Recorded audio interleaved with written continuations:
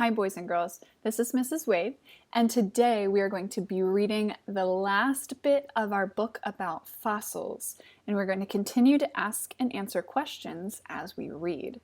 Today we'll be reading about feathers, fur, and skin. Be sure to be thinking about what questions you might have as I read. Here we go.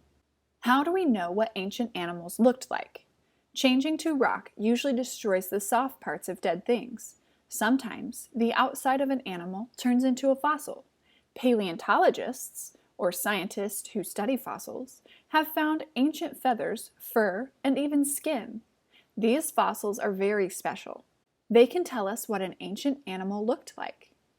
This is a fossil of one of the first birds. Scientists have found fossils of these birds' feathers. The first bird must have been an Archaeopteryx. Did you know? Not all fossils are preserved in rock. Sometimes a dead plant or animal gets preserved in tree sap or in ice. As we were reading, did you come up with a question?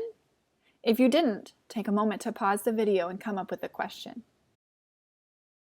A question I had while reading was, it seems like most fossils are made from rock, because when I think about a fossil, I think about it being rock. But in our text today, it said that some fossils get preserved in tree sap or in ice. So when we compare tree sap or ice, which one is more common to find a fossil in? Is it more common to find it in tree sap, or is it more common to find it in ice? The text doesn't actually answer that question. That's just something that I'm curious about. And if I really am curious enough, I might see if I can go look up the answer. Let's continue to read about feathers, fur, and skin on the next page. Mammals, such as rats, have hair or fur. Some fossils of mammals include their fur.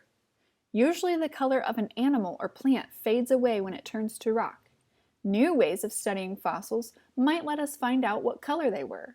Scientists could one day find out that some dinosaurs had purple skin or green spots. Fossil dinosaur skin. Fossil mammal. And there's the fur. Did you come up with a question as we were reading? If you didn't, take a moment to pause the video and see if you can come up with a question that you have about this page.